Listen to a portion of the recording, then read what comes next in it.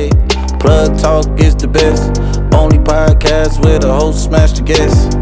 Yeah, Plug Talk is the best. Only podcast where the host smash the guests. Yeah. No, okay. Let's be real though. There is like a law of diminishing returns that quickly kicks in the world where it's like, yeah, you can shoot 100 scenes in a month, but I mean, at a certain point, it just doesn't really like add more income, right? And same thing with doing all these podcasts. It's like you do like a couple podcasts, you've kind of like gotten the majority of what you're gonna get from doing podcasts, and then unless you go on like a very, very big podcast, it's not really like adding anything, right? Yeah, unless I have like some major breakthrough. Oh, I have Kazumi's University, which is cool.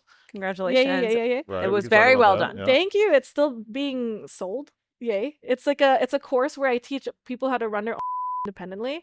And I feel like that's like a new fun challenge because I feel like with I know how to do it. I know like how to dance like a monkey and like do the thing. But I feel like I've just gotten a little bored. Like I did a TikTok, I wanted to commit like I was like, it's so over.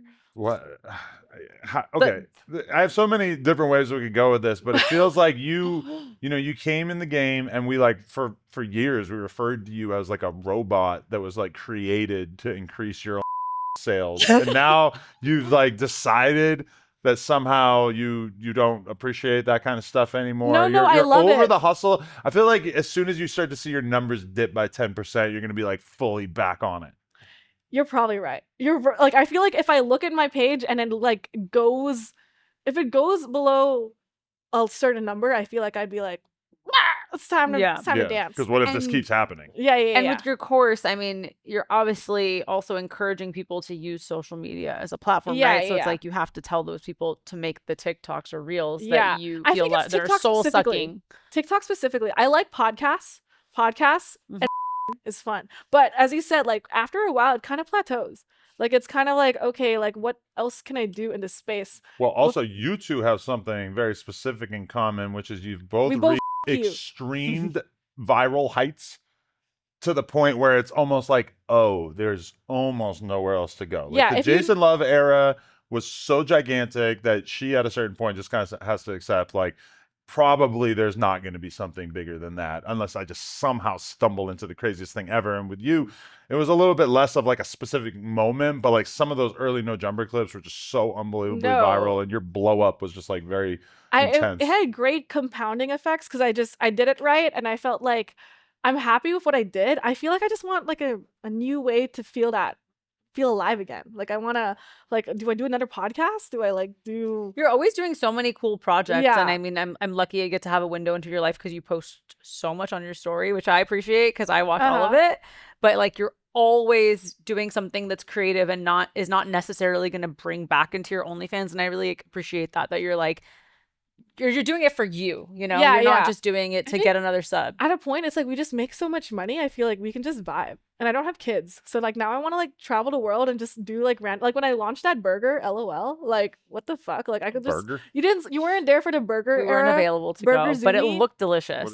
No, I launched a burger at a restaurant, and I launched a mocktail. What is launching a burger? Like I kept going to Amboy, which is a Filipino-owned burger restaurant, and at some point the chef Alvin, who made Egg Slut, was like, "Why don't you make a Kazumi burger?" So we made one and we sold it at the store. It was bomb diggity. It looked really delicious. No, I love doing side quests. I feel like if anything, like I want to keep doing like as a hobby, and then I want to just do random shit. I just did New York Fashion Week. That was cool. It looked really cool. Yeah, I just walked. No, I feel like at a certain point the thing is just like you're not gonna get attention from the thing. You gotta like become a classical pianist, and then everybody will be like, whoa, she does and now she's an amazing piano player, and that is somehow the viral thing, because it's like, you're just not gonna like go on another podcast and get this like giant wave of attention unless I lock in, have something completely crazy different to talk about. But it's just like, do you want to do something more and more extreme? I mean, the competition is so crazy now. Everyone extreme. I'm about like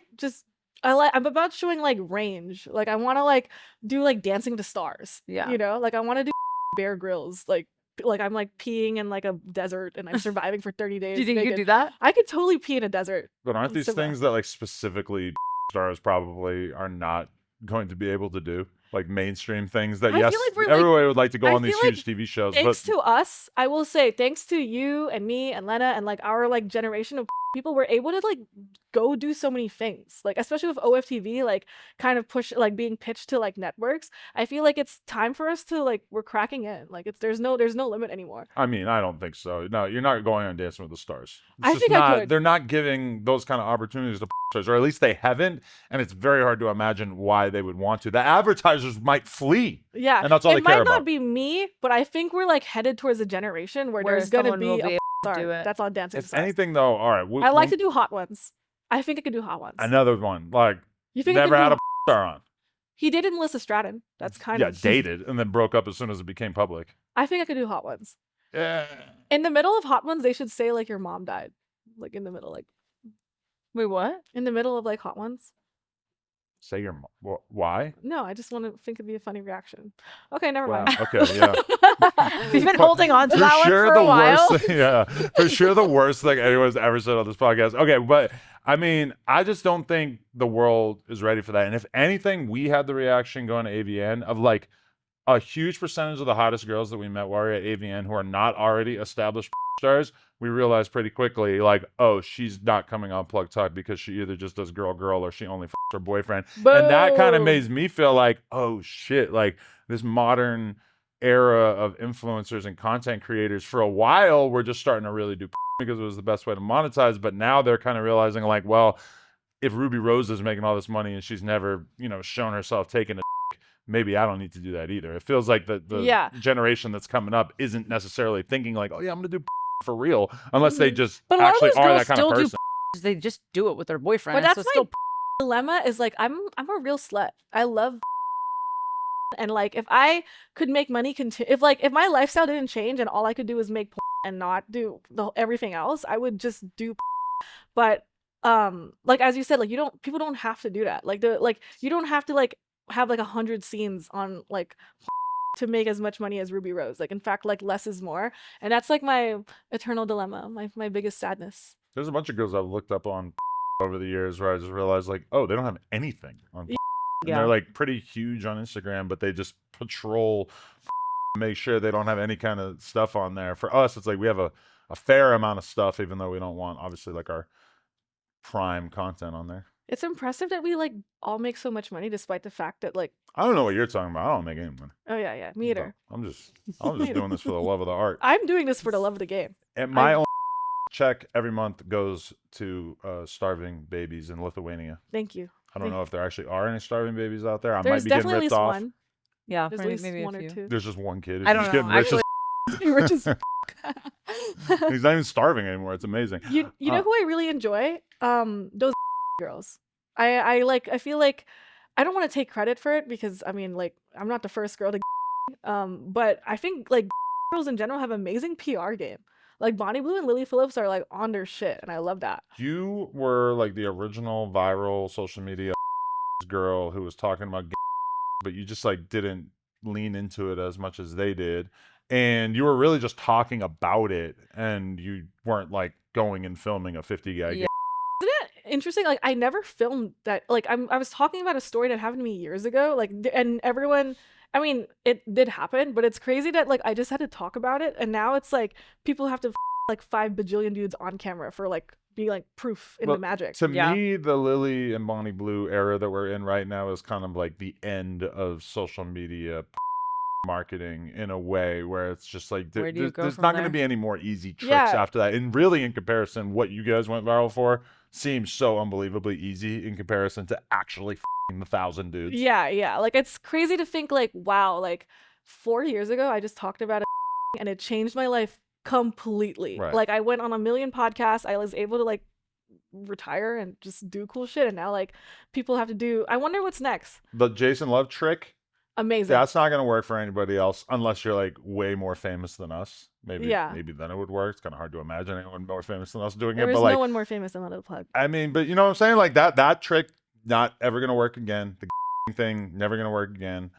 It's just like everybody's going to be kind of forced to get by on their own talents and hotness. Yeah, no, it was like an arms race to the craziest story. And I feel like we reached it, and now it's like, but the funny thing is like we weren't we weren't actively thinking about that while we were doing it. Like you weren't thinking like, what is the craziest thing I could say? You were just like, this is something I did once, you know? It was interesting because it's like I talked about and then afterwards was like this whole wave of people talking about a million sex stories on every podcast ever, but it doesn't hit if it doesn't feel genuine. Yeah. Like it's like like if you're not about that life, it's so obvious. Everybody is so much more numb to the crazy stuff, whereas when you were telling that story, people hadn't got into the mentality of thinking, oh, she's just saying that to go viral, which is what you feel now because people don't even have to go on podcasts. They just fake it. They stick a mic in their face and they just, like, we could be doing that right now. You guys could leave and I could pretend that I was talking to somebody and I could tell crazy sex stories and we could make a reel out of it and it would work. But at that era, when you were doing that, nobody was thinking like,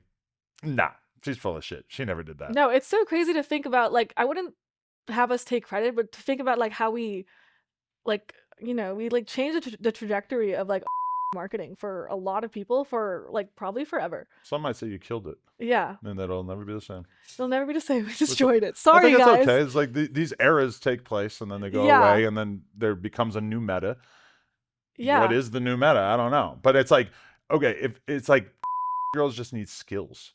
If you became like unbelievably good at Fortnite, not even unbelievably good, but if you just played day in, day out, and you were just part of that scene, then all these Fortnite kids are probably going to at some point start paying attention to you in some way. Is there anything else I could do? Fortnite doesn't sound that appealing. You can do the splits while doing Fortnite. Splits? Yeah. Can you do the splits? No, of course.